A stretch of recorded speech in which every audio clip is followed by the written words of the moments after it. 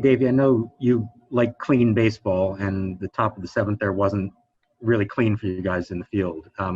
When it happens, spotting, here and there sparingly, um, does that feel different than when it's happening, multiple times the way that it seems like it's been going on for you guys?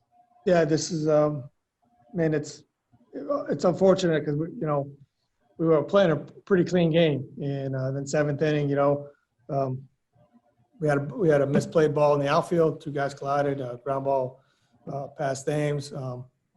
But we can't give teams that many outs. I mean, I talk about it all the time. It's tough, to win ball games like that.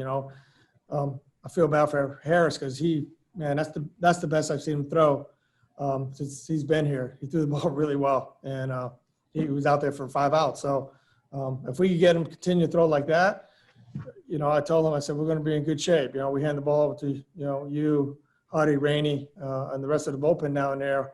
We're going to be in good shape. So, just keep throwing the ball that way. Pat, man, he threw the ball really well. He had 95 pitches. We wanted him to get one more out, but Gregorius, and it just didn't happen. So, but he threw the ball well. On the ball in right center, is it fair to say just straight up that's Robles's ball if he's calling for it, or is there more to it than that? Yeah, no. Once the center fielder calls the ball, you got to respect that. He's the captain out there. Just you got to get out the way. I think what happened was after talking to both of them is they both called it simultaneously and late, and so they both one didn't peel away from the other one, and that stuff happens. I mean, I've done it before where I was playing center field and right field both, and called it, and never heard anything until we collided. But like I said, when it's a close game like that, it's unfortunate. But we got to keep playing. Forget about it. Come back tomorrow. I like the way the boys played. They had energy tonight.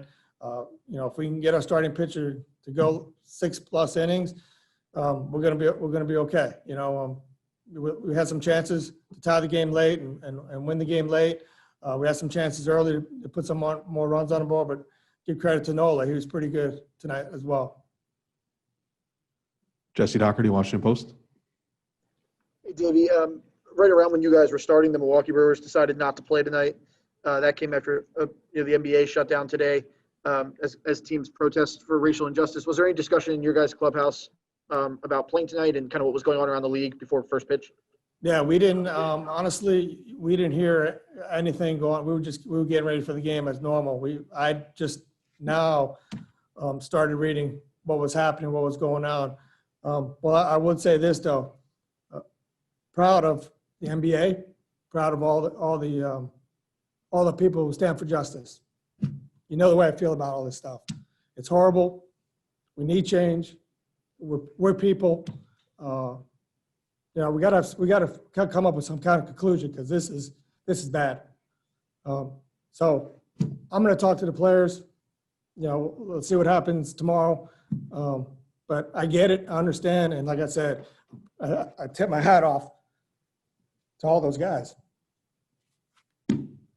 Davey, for you, what's the importance of athletes, coaches, these leagues using the big platform you guys have to share messages like you just did? I mean, what do you see as the power in that? I think people got to understand that we're human beings as well. We feel for everybody, not just athletes. We're first people, and we understand what's going on. And if we got a chance to make a change or try to change something, we're going to do it. Thank you. Jessica Camarado, ONWE.com. Davey, when you see everything that's going on, this seems like this is clearly, it's a sensitive topic. How do you as a manager balance preparing for baseball while just addressing the realities of the world right now? Yeah, I got to focus on the players and what they're feeling, what they're going through. I got to put my personal views aside and focus on them. I mean, and we'll stick together through this thick and thin. I told them that. Almost every day, hey, whatever happens, whatever you decide, I'm gonna stick with you guys 100%. So I'm sure we're gonna have conversations about it here, whether there's guys still in that clubhouse right now or tomorrow or something. So I don't know what players are going to do. I don't know what I'm going to do. So we'll see. Yeah. Shifting back to baseball for a second. Before the game today, it was announced that Carter Keyboom was optioned to the alternate trading site. What went into that decision? Yeah, I talked to Riz. We thought about it, and he was struggling, and I want to protect him the best I can. And I don't want him. I felt like yesterday, he was really, playing more for results. And when you start doing that, you start getting frustrated when you don't get the hit. So, we sent him down. He's going to get tons of at bats. I told him, hey, you're going to be our third baseman. I mean, we just want to get you right. We want to get your swing right. You've been playing third base really, really well. I mean, he has really played well. So just go down there and get your swing right. As soon as we deem that you're ready and you're back to who you are, which is the guy that drives the ball left center field, drives the ball right center field, squares balls up, then you'll be back here playing third base. So keep your head up. I mean, you're not the first young kid that went down. I told him my first year in the big leagues, when I came up, I hit 140 and I got sent down and, I had to regroup. So a lot of us have been there. So, you'll be back. Just work hard and you'll be back. Brittany Drolli, The Athletic. The Dodgers were saying today, I think Clayton Kershaw said, we're not playing until Mookie Betts wants to play. Obviously, you guys have a well-respected black player in Howie Kendrick. I'm wondering, is there any doubt in your mind that the rest of the club would stand behind Howie if a similar situation came up? And what does that kind of speak to, I guess, in terms of the progress that's going on inside of teams and inside of clubhouses? Yeah, like I said, it's not just. I don't think it's necessarily teams, more so than individual beliefs, more so than a unity amongst athletes, per se. So if any one of our guys are going to, not play, or I truly believe that we're all going to stick together. I really do. So we'll see. Like I said, we're going to talk about it, and we'll see what transpires from our conversation. But once again, it's a travesty that, these things that keep happening, and it's got to go away, and we got to have change. Darren Haynes, WSA, CBS 9.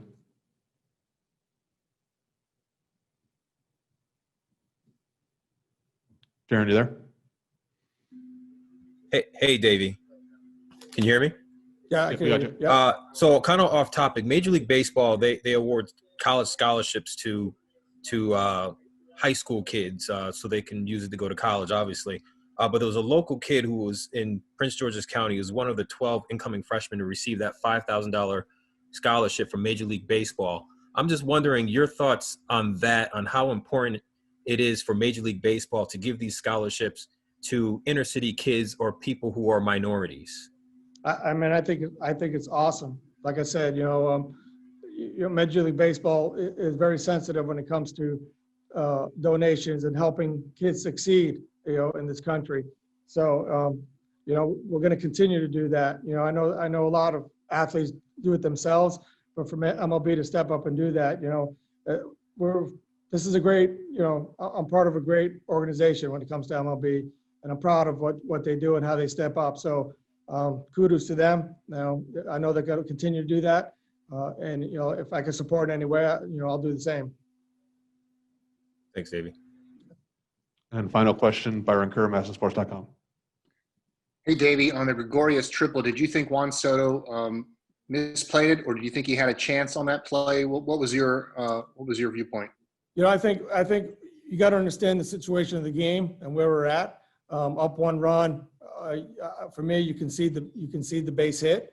Now, something that like I said, he's young, he's learning, but you just can see the base hit. You keep him at first base and hope for a double play. He thought he could catch the ball, but in that situation, you just want to keep the ball in front of you. But overall, pretty impressed with what Corbin was able to do tonight. A nice step forward for him. Yeah, that was. Yeah, man. I mean, he's been, like I said, he's been pitching well. Yeah. He kept us in the game. He had 95 pitches there, but, you know, we thought that, you know, after the 5th inning, he was letting it all out. You know, we asked him to go out and try to get one more hitter, and because he was a left-handed hitter. We thought it was a great matchup, and but he did great. You know, and I thought, like I said, I thought Harris threw the ball really well. I mean, I was really impressed with how he threw the ball today. So hopefully he stays right there. He's going to get plenty more opportunities, and you know, in the back end of the bullpen, like I said, we get the ball to, you know, 3 or 4 of those guys back there, we're going to be in good shape.